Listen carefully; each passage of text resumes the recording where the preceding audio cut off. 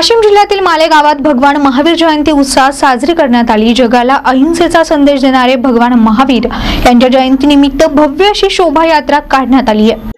मालेगावात भगवान महावीर जयंती उत्साहात साजरी करण्यात आली।